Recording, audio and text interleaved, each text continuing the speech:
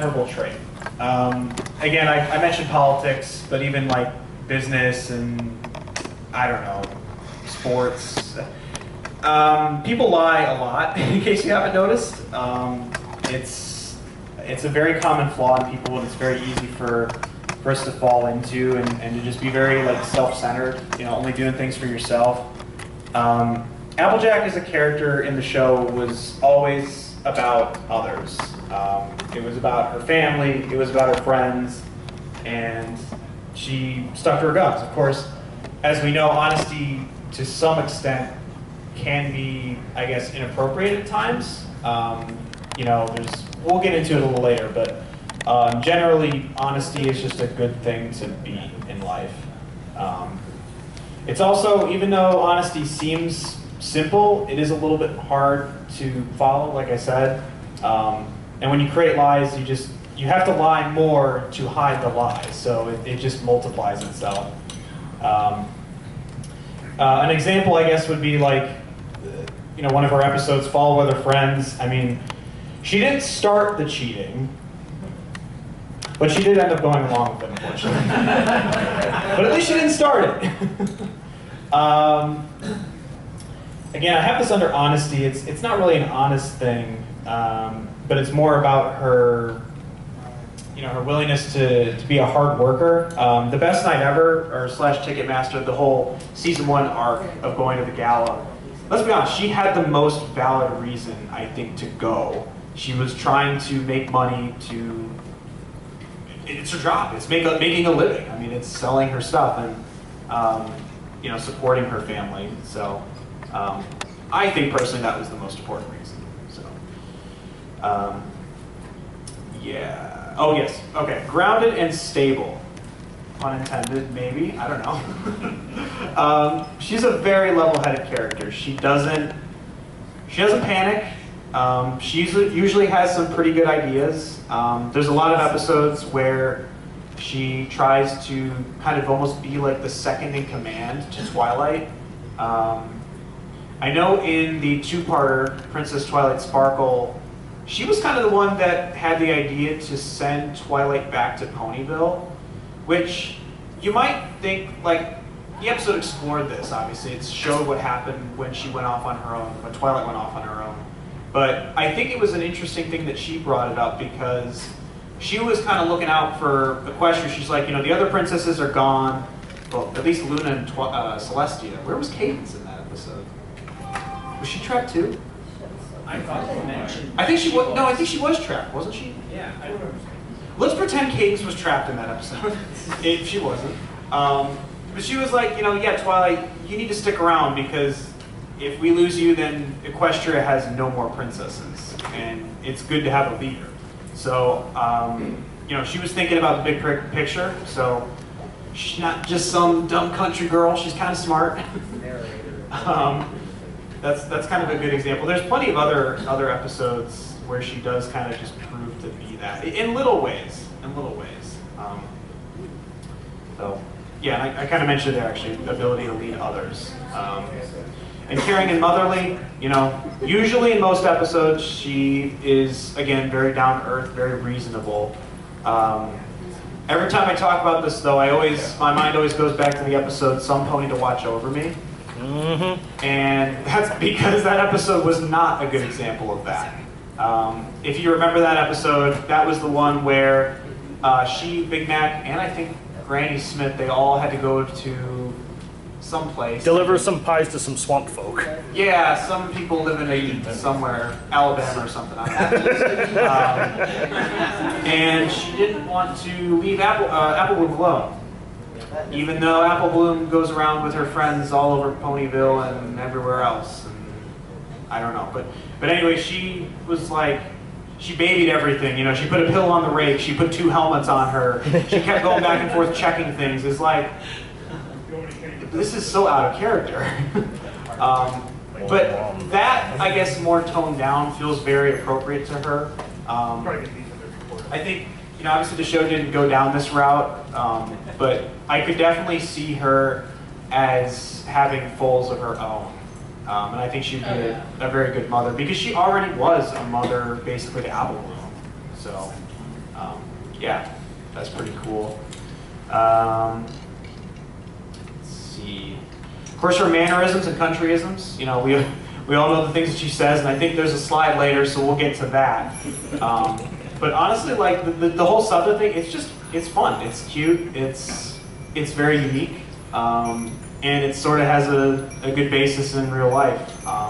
It's fun to see them kind of twist the what we have in our world, and make them into kind of equestrian versions. So I appreciate that, and also the freckles. Well, actually, her design is just pretty cute. Like, let's just be real. Like, Yes. Look at this. The green eyes, the freckles, like the hat. I mean, come on. How can you not think this is adorable?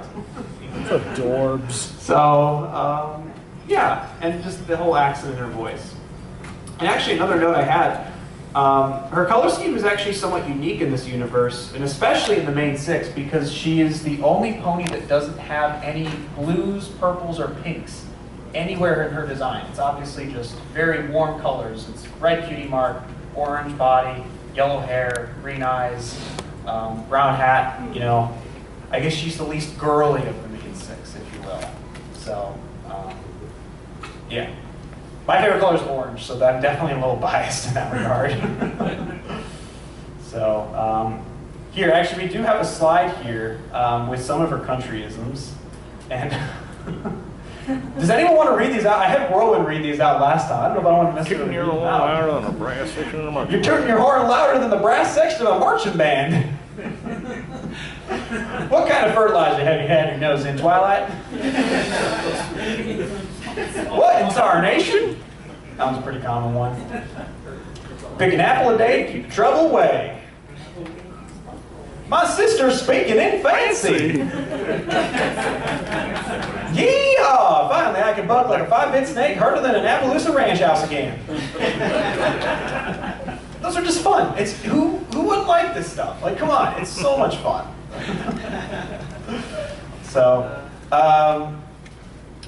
But she's not all perfect, as we talked about, and not just in like badly written episodes, but she's got some flaws built into her character, which is good. You don't want to. That's me. That's all right. We don't want a Mary Sue character, so she does have to have some flaws. And I think the biggest one is her stubbornness, and we see it especially early in the show. Of course, everybody knows about Applejack season. The fact that she refuses to have anyone help her. I think I've heard that allegedly, like part of that was that her character was originally supposed to be anti-magic. Is that correct? I think. Okay. So, like when Twilight, that sort of explains why Twilight's teleporting around in that episode for seemingly no reason. I think it was supposed to originally accentuate that. But even if it's not that, you could just look at it as, you know, oh, I told Big Mac I would do it myself, and I got to do it myself. And, you know, sometimes we can't do it all ourselves. That's just the way it is. And then Super Speedy Cyber Squeezy 6000, you know, it's kind of a similar thing where she didn't really want the others to help, even though the Flim Flam brothers, they were cheating anyway. So, and then I wrote down, there is such a thing as too much apple, and first of all, there actually isn't. There's never enough apple. Never have enough apple. It's a lie. Here, back, just here. Scribble that out. No, I was going back to the whole overbearing thing. You know, we already talked about some pony to watch over me. But another episode where that comes to the forefront is Apple Family Reunion. You know, again, it comes from a good place. She's trying to make the reunion a success and make sure everyone has fun and is included. But it's like, It's too much. it's too much. Yep, you just gotta let people or let ponies have some space and just, you know, that's sometimes what they need. Yeah, and even going back to Some Pony to Watch Over Me, I really do think that episode could have worked better if they just hadn't made her so stupid. If the things that she was doing were kind of normal and not over the top, I think that could have worked. Although in season 4, maybe they kind of missed the boat on that one, because it's like, come on, the CMC, they're getting older. Come on. Season 1, that might have worked. Blunt honesty isn't always appropriate. I think we all know there's times in life where it's just best to shut up. You know, if someone makes a cake and it's decent, but maybe it's like it's not perfect, or maybe sometimes it's like it's not good at all, but someone took a ton of time to make it, like, you know, you're going to be like, oh, there's too much sugar, the cake is too dry, the frosting tastes like trash, it's ugly. Like, yeah, that stuff is true. Yeah, it's being honest, but you kind of have to think about yourself in that position. You know, would you want to be criticized like that when you've tried, maybe this is your first time making a cake? You know, I'm not saying we shouldn't criticize, but, you know, just, it's got to come from a place of constructive criticism and just, you know, try to point out the positives as well. The other thing is, Honest Apple, I think, is that episode that comes to mind with that. Sometimes you just got to be honest, and you got to be honest with yourself and say, I am not the right person for this position. Like, if you asked me to judge a fashion show, I'd be like, I'm out. Because I don't know anything about that. In that episode, of course, Rarity, she said that she wanted some pony who was more about function over form. So that episode, again, it's an interesting one to analyze, but I think just the message of just being honest with yourself about what you know and what you should be talking about, you know, that's a good thing to keep in mind. Yeah, and I'm going to skip the. I apologize. I didn't spend as much time putting this one together from last time, but I wrote on here that she eats too much. I feel like this is sort of more of like a headcanon thing, I guess, if we want to call it that. I feel like she could be a big eater. Like, she would just want to eat like a bunch of apple pastries all day long, or just eat a bunch of apples. Apple fritters. Apple fritters. I don't know. It's just a fun headcanon thing, maybe. So, yeah. Let's talk more about some Applejack episodes. So, from season 1, we'll kind of go in, I think, chronological order here. Very sticky. Applebuck season. So that was our first central episode where she was really the focus of the conflict. We all know how this one happened with her work ethic.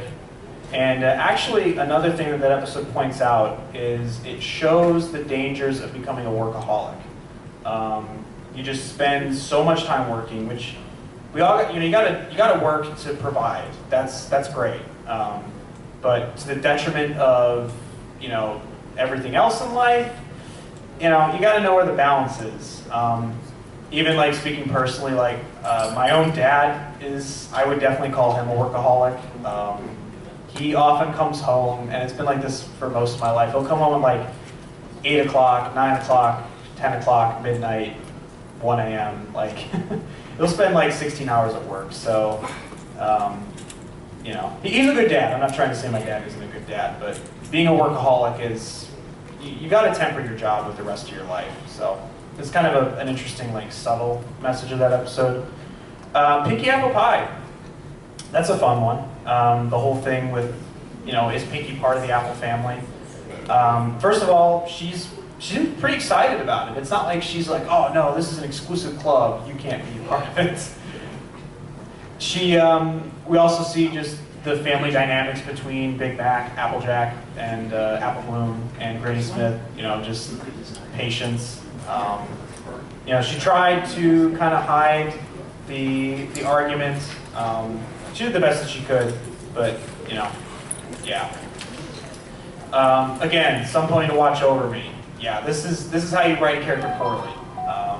Just way too overbearing, just needed to be toned down. And what would have helped that episode is if they kind of gave her like a justification for it.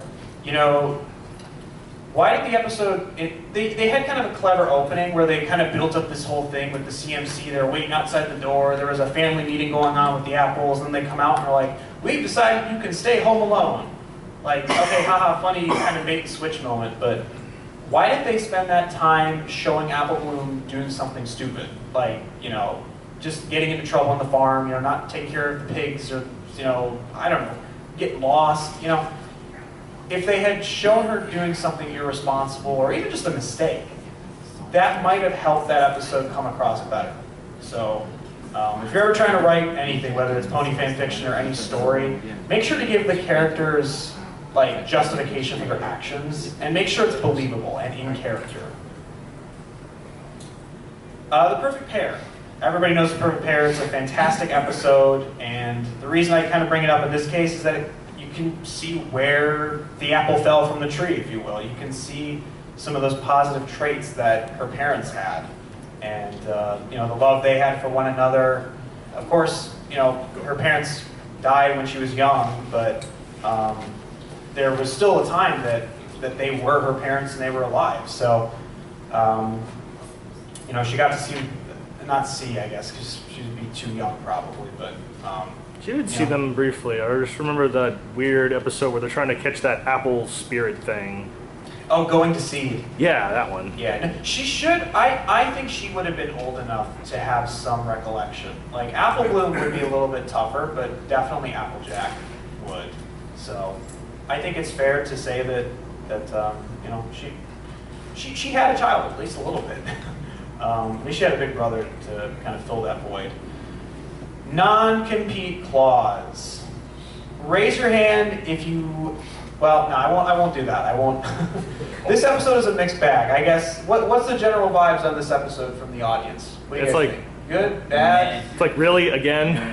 What was that one again? That was like Cherry Jubilee? No, you're thinking of last roundup. The non-compete clause was from Was that season 8? Yeah, so Yeah. this. 8 seasons, and she and Rainbow Jack. They're competing to see who's better again. No shit. They hadn't learned anything in 8 seasons. Oh, Yeah, it was like we Fall were Weather transported Friends. back. We were transported back to Fall Weather Friends in season 1. Yeah, pretty much. Basically, for those who don't remember, the plot of that episode is that they are competing for Teacher of the Month at the school, which Fluttershy. is the School of Friendship. Yeah, okay, all right, whatever.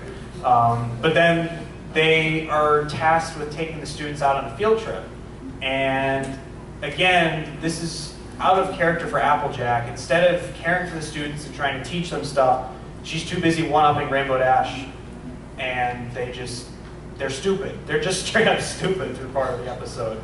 You know, again, could this episode have worked?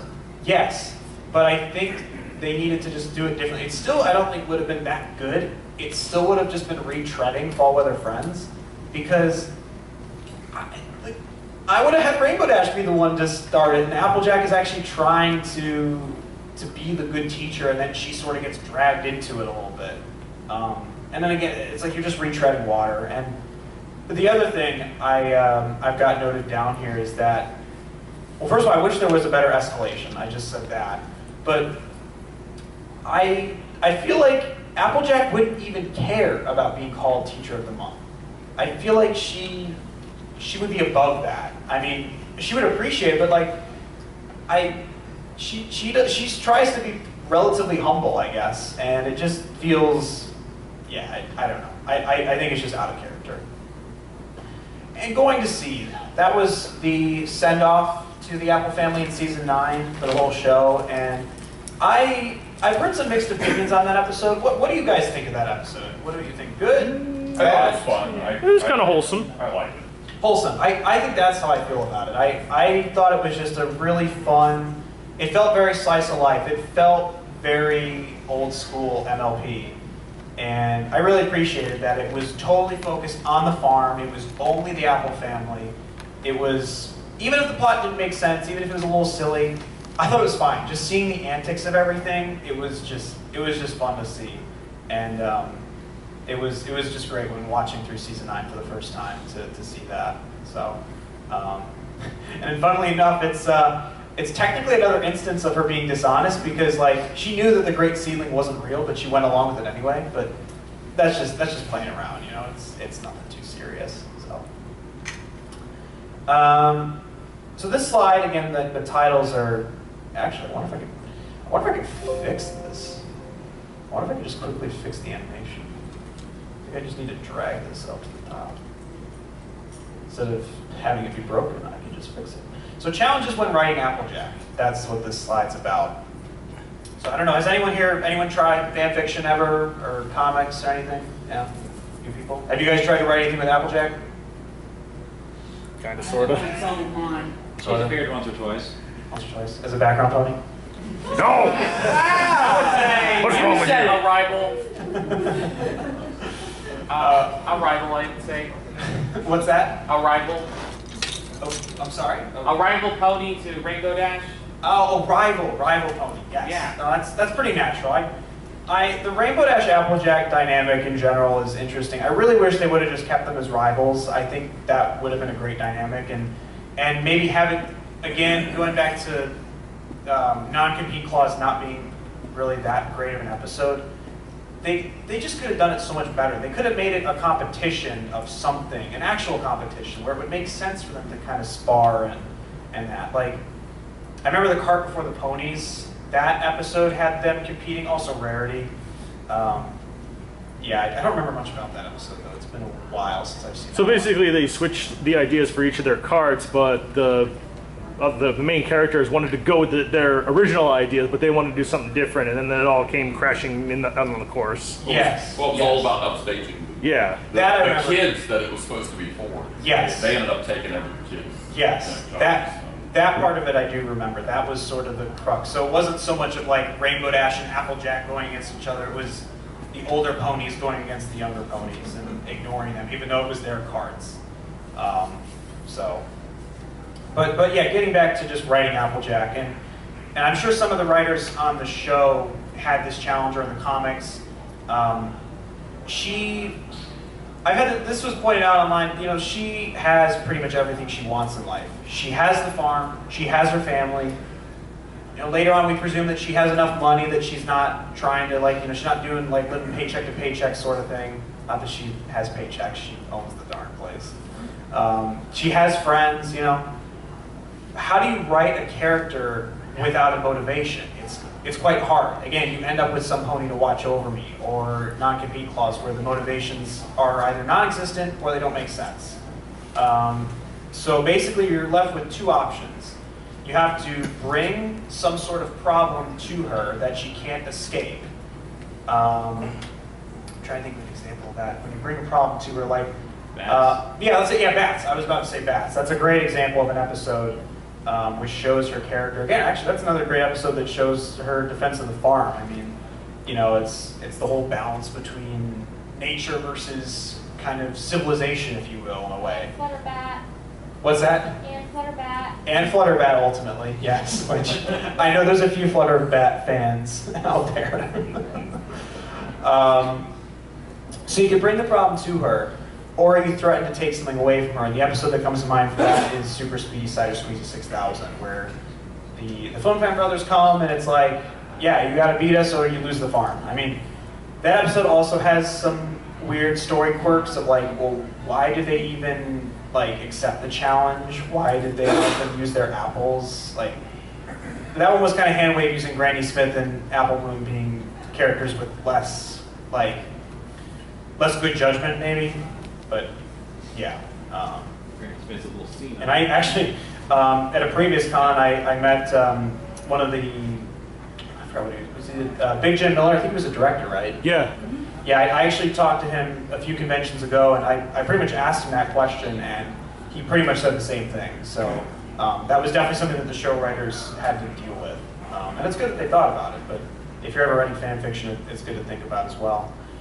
Stubbornness can be a bit of a difficult trait. You know, how do you balance a character being stubborn but not just obnoxiously annoying? You know, and especially for a character like AJ, she's so pragmatic and she's so down to earth that, you know, the stubbornness sometimes is like, well, why are you being stubborn? Why? Applejack's day off, for example, like with the pigs, it's like, well, why does she do all that stuff with the pigs to feed them? Like, that doesn't make sense, but It's so funny. it's hilarious. It's a very funny sequence. That episode's an interesting. I think it had something to do with like her work. Like she does it a specific way, and she doesn't really see the bigger picture. So she does it the way she's always learned to do it. Yeah. I mean, it makes sense. You know, she's sort of like a traditional character, so she's just gonna do things because traditions. Which actually kind of makes sense because I grew up around farm people, and they tend to do that a lot. And they do it all the same way because that's the way it's always been done, regardless if there is an easier way to do it. I just had a funny thought. I want to see something, either it's like an animation or like a fan fiction or a comic, where AJ has to like interact with AI. No. Just imagine her reaction. HAL 9000. Apple computer. Which I don't have, shockingly. Not with me. Yeah, go ahead. Like maybe Applejack with an iPhone? With that, yeah, actually with any technology, it doesn't even have to be AI. Like we could pretend it's 2012 again, and just give her like an iPhone 4 or something. But, You just gave me an idea. I would like to write some fan fiction. I was writing one story, not about Applejack. I never finished it, but I've also been getting into drawing. I've drawn an Applejack a couple times. Maybe later I can actually show you those. But yeah, stubbornness. Again, too level-headed. When you have a character that does things so rationally, how do you make the character do something irrational? How do you justify it? How do you make it seem realistic?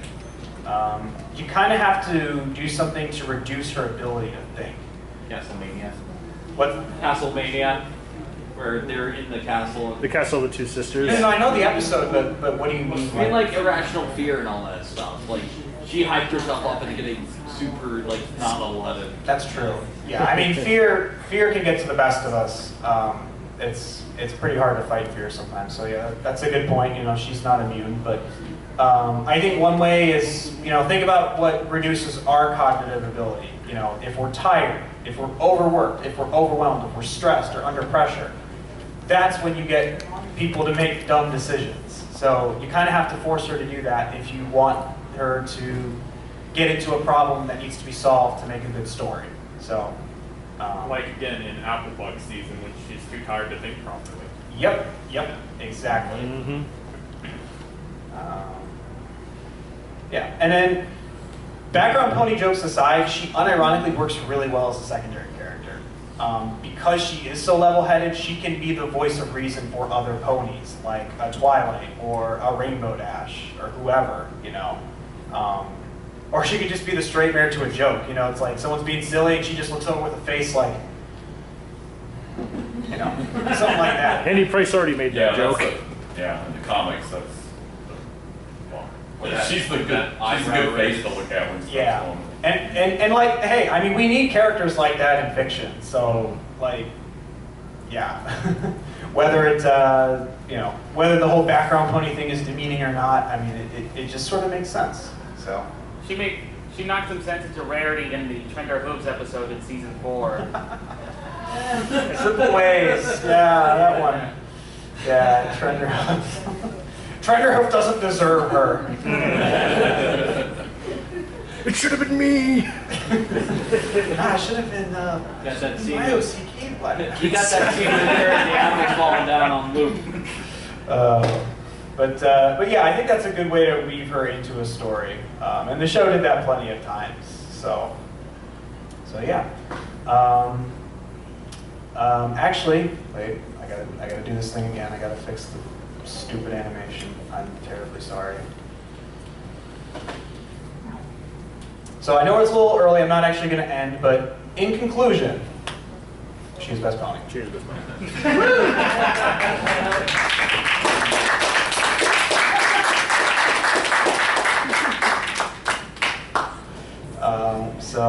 Let's see, again, my freaking animations. I can throw up a QR code to the Discord. Is there anyone interested in the Discord server? I mean, you can be honest. Yeah, a few hands. Okay. All right. I can maybe we'll just have you come up like afterwards, and we can do something like that. I will show you here. But we'll just kind of go over some more things. The reason I ran out of time is because this panel is usually designed to only be half an hour, but this con doesn't do half-an-hour panels, so we just sort of have a little extra time. I will show you this fun little video though that Warwind did with one of his Applejack plushies. Oh.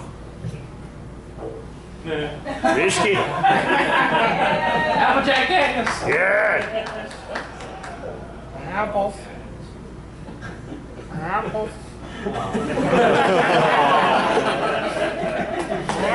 Yeah. He's a big AJ fan. I love him. So, oops. So, yeah. yeah, that's the end of my slideshow. I can show you though real quick a couple Applejack drawings that I have done. I'm still very new at drawing. I've just started like within the last few months. Actually, I have 3 to show you. The first digital art that I did, if we want to call it art, it was actually Applejack. Here, I'll throw it up on the other slide. Here it is. That was the first one that I did. I just got in my tablet. And yeah. Better than mine. I don't know. I think the I don't know. There's a lot that needed to be improved, but certainly it was fair to start with her. This was the second one that I did. This one I had a lot more fun with. I was doing all the main 6, and I left her till last. And here's that one here. Oh, very nice.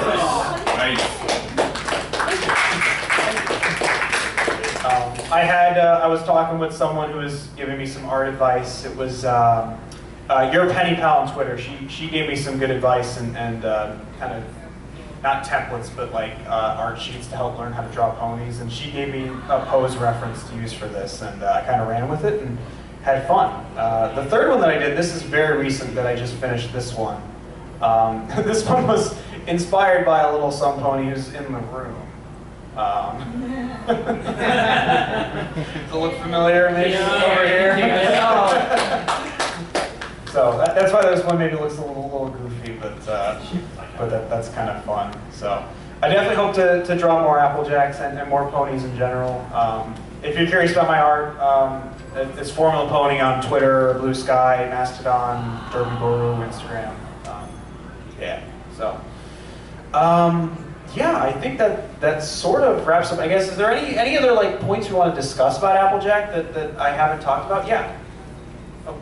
She's almost always the first to apologize, and really sincerely too. When there's an episode that there's a conflict there. If she's her stubbornness, and she'll apologize if she was doing something. I mean, we just watched Sounds of Silence. Yes. The other night, and you know, she and Fluttershy brought something completely different to it.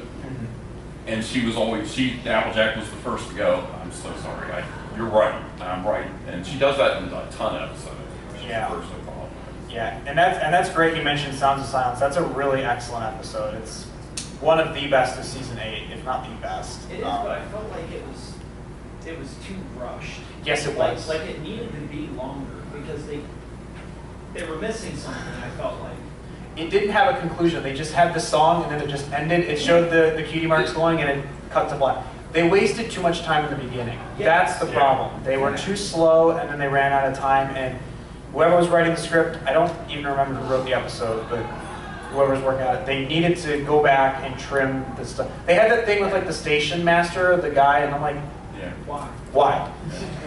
So they could have recovered that time. They needed to get to the Kieran.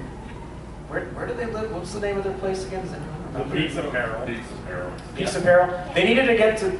That's such a cheesy name with the alliteration. Peaks Apparel. You can tell they came up with that one in season 8. They need to get there a lot sooner though. But the song's fantastic. I love the song. And Autumn Blaze is a great character. And the Fluttershy Applejack pairing is a fun one. It's very fun. But also to piggyback on that, you mentioned apologizing first. I believe she was the first one in the Ticketmaster to say, you know what, I don't want the ticket. I'm sorry. Yep. You know? Well, and in the MLP movie, she's the first one after Twilight, you know, does all the nonsense in the undersea area and stuff, and they're all like, Twilight, you know, you can't do shit like that. And she's the first one that says, you think we ought to go back and talk to Twilight now? And, you know, and that's when they find out she's been kidnapped by Tempest and stuff. It seems like she's always kind of, despite her being stubborn, she'll give in. Yeah. And realize what needs done. Yeah, I agree. Again, best pony, come on. I'm looking at you, she's best pony. I don't want to hear about Rainbow Dash. I promise I'm not going to talk about Rainbow Dash. No, but I was going to remark on Magical Mystery Cure, when all the cutie marks get swapped. I think Applejack probably did the best out of everyone else's jobs. Applejack is probably the best at like you know, dealing with what she was dealt with compared to everyone else. That sounds like something Rainbow Dash should say.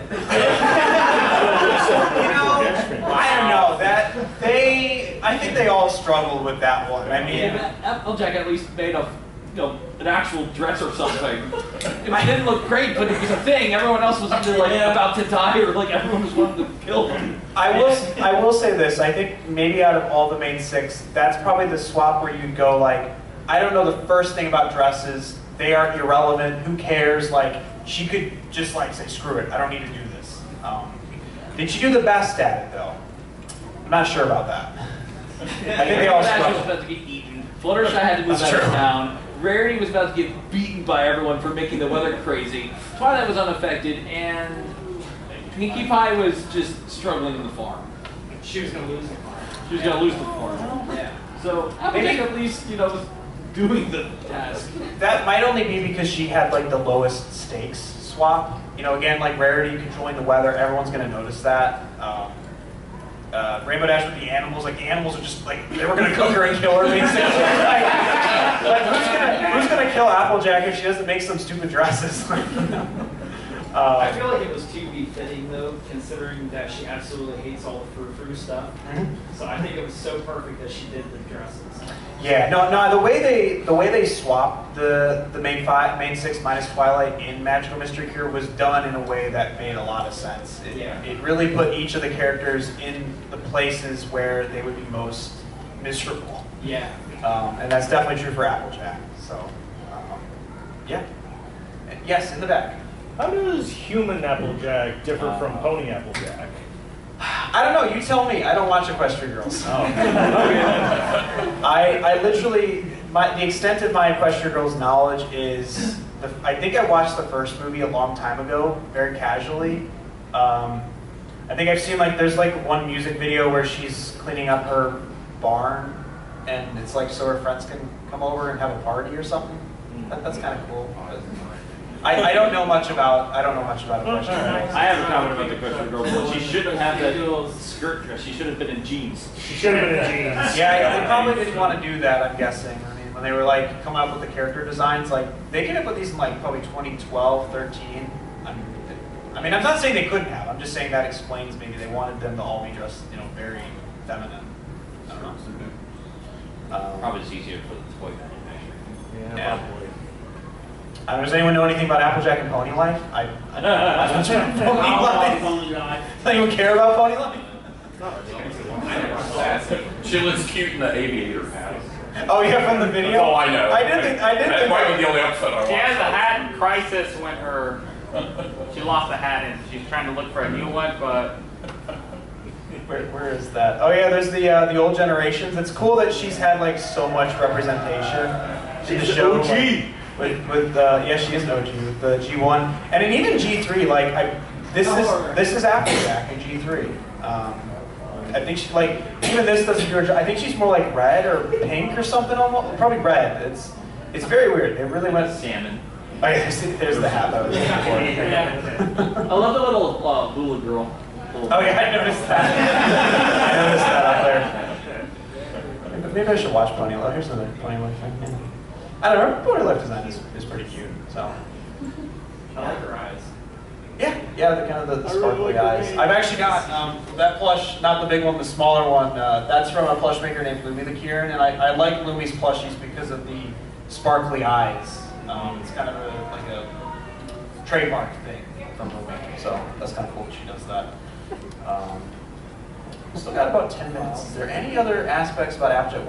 Let's go ahead. Go ahead back. have you ever noticed that, out of all the ponies in the main 6 that Applejack argued with, the top three would be Fluttershy, Rarity, and Rainbow Dash. The only 3 that she ever argues with. The other 2, Twilight and Pinkie Pie, she's just okay, just getting along with, or just, You said Fluttershy, Rainbow Dash. Who was the third one you said again? Rarity. Rarity. Yeah. I mean, I think with Pinkie, it's when you think about their characters, what would they butt heads over? The only thing I can think of is Pinkie. Desserts. Maybe. Apple fritters or cakes? What do you prefer? You broke your Pinkie promise! Twilight, Oh yeah. Yes, Ooh, last roundup. Ooh. Notice how I didn't mention that episode in this panel, did I? Yeah, no, the only thing for me that's it's like Pinky doesn't like farms because the whole rock farm thing, she found it boring and all that. Twilight, yeah, I mean they're both pretty like sane usually. Yeah, it makes sense why the others would butt heads. Just Rainbow Dash competitive, Rarity, form over function, Fluttershy, Bats is really the only instance of that I can think of. What about the Los Pegasus episode? Oh, yeah. Yes. I forgot they were paired off in that one. I saw that one not too long ago. But... Also the Peaks of Peril episode as well. The Kieran episode. Yeah. Although they didn't really butt heads too much. I think that was just different, just kind of natural disagreement. Yeah, well, they drove long enough for the Kieran to throw them in the river of science. Oh yeah, that would have been bad. Rarity, yeah, and then of course her butting heads with Rarity because they're just Yeah. Or look before you sleep. Yeah, The look before you complete sleep. opposites. Yeah. Tradia, the Tradia episode. Yeah, I forgot they were paired up in Tradia. And the Equestria Girls special, I would say, the roller coaster of Oh friendship. gosh, that one. Yeah. Boy. I refuse to watch that one. Oh boy. I think you had your hand up. Yeah, go ahead. I guess the only thing I can think of is Applejack when it comes to the IDW comics, if you read any. I haven't read the comics, unfortunately.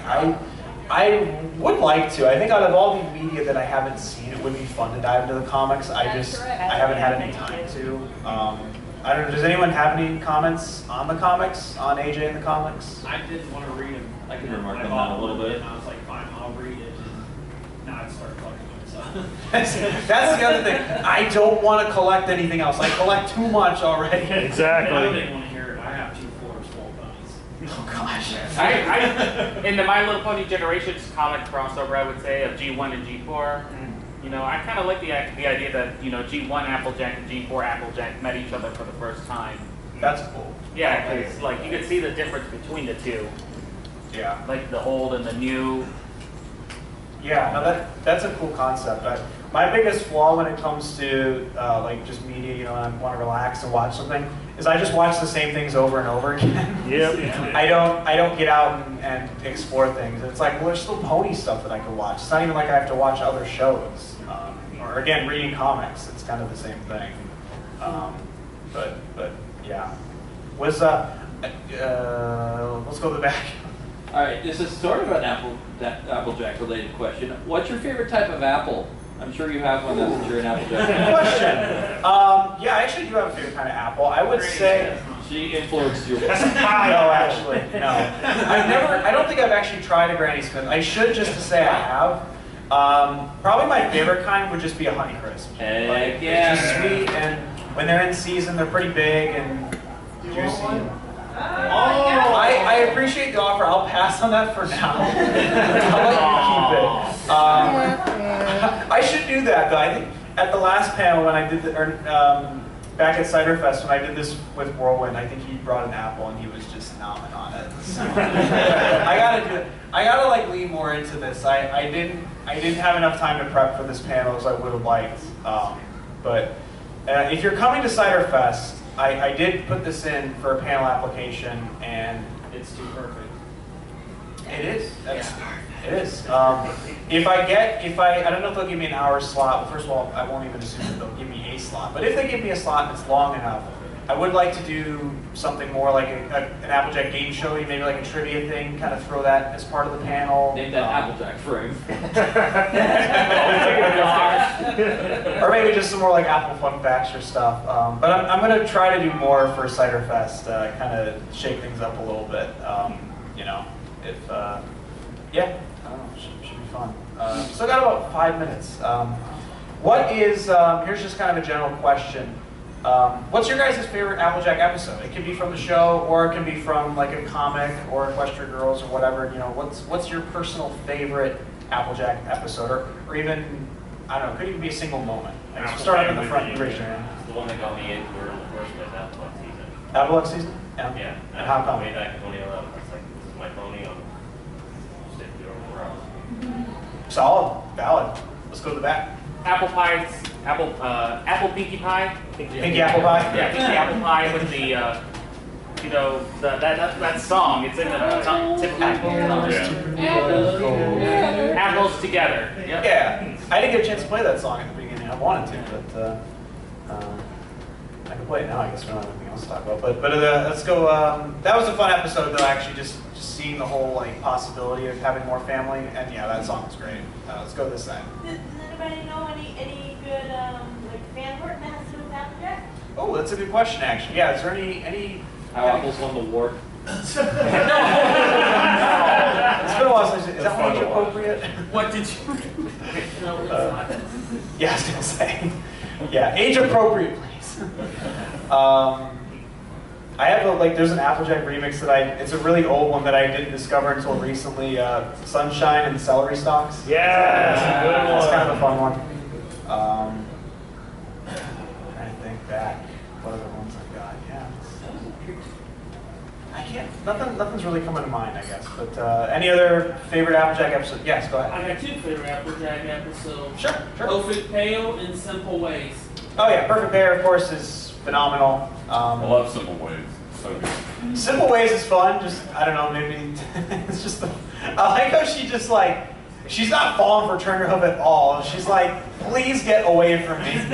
I'll tell you what, actually the best bit of Applejack fan content was the My Tiny Pony episode on her, where she does like where they have like this guy who has like The Double W brothers.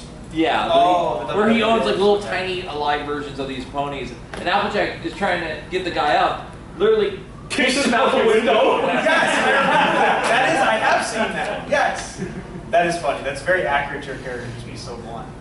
I like the play episode where like Applejack is trying to reassure Twilight that this isn't a good idea until it blows up in her face and she's like, no pony ever listens to me. Oh, is that actually? I just had that audio clip. Is that the Summer Sun setback? Actually, I think so. yeah, I just had that. Like, no pony listens to me. Maybe we need like a fan fiction where like Applejack is basically just like Applejack has had enough. Just tries to like take over, like seize control over Equestria or something silly like that. I like Sound of Silence. Even though Yeah. it was too fast, just her reaction to Autumn Blaze was so priceless. Like during the song and everything like that. She was just like, what the heck is wrong with you? No, I love that episode. Even with its pacing problems, it's so much fun. And again, Autumn Blaze is what sells that episode for me. And by the way, actually, that plush you've got with you, that's a Build-A-Bear, right? Yes. And is that got like her part of her gala dress on? I don't know. I can't see it from the side. Can you show it like from the side? It's beautiful. Oh wow, yeah, that's Nice. amazing. Her season 1 gala dress was phenomenal. Yes. I would love to get, if I had infinite money, I would love to get a plush with that gala dress. That would go hard. Their outfits are fun to me too. Yeah. We'll go with in the back again. I guess one of my favorite AJ episodes, Perfect Pair, and to go back to the comics one, there actually is an issue that's kind of acts as a sequel to that episode, where it's, I can't remember which issue, it was something about the Apple family trying to make this like perfect recipe, like, oh, just like how Granny Smith remembered, and they go like to these different stores and clerks, and they get to learn more about their parents and how they were in life and whatnot. Yeah. No, that's cool. Again, I really should check some of this stuff out, especially if I'm going to host one of these panels. I will make this as a pledge. If I'm able to host this panel at Cider Fest, I will definitely read/watch some more Applejack content to be more aware next time, and edit my slides. You were raising your hand. Did you? Oh yeah, I just another favorite Applejack episode. I really like the Leap of Faith as a character growth episode for Applejack. I really enjoyed the honesty problem that they set up with that, where the Flint brothers were selling this snake oil tonic, and everyone would believe Applejack if she said that it was a fraud, but they convinced her that that people would be happier if she just kind of went along with it. So yeah, and plus the Flint brothers are always really fun too. Yeah, and it's kind of interesting. It's like, if you're kind of a trustworthy person or you have a reputation, other people will listen to your opinion, or what you say about something. So, it's something to be thoughtful about. Yeah. My favorite episode of the whole series, and it's really about Rarity and Sweetie Belle's dynamic, but Sisterhood Social.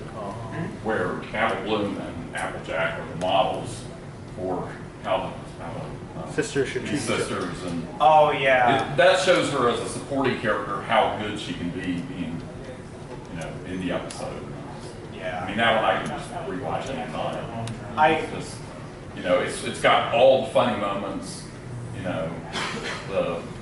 Tabitha, the way she delivers her dialogue with Rarity is amazing. But with Applejack, it just shows how much of a model she can be for the other ponies to learn from Applejack. She actually has so many good qualities. Yeah.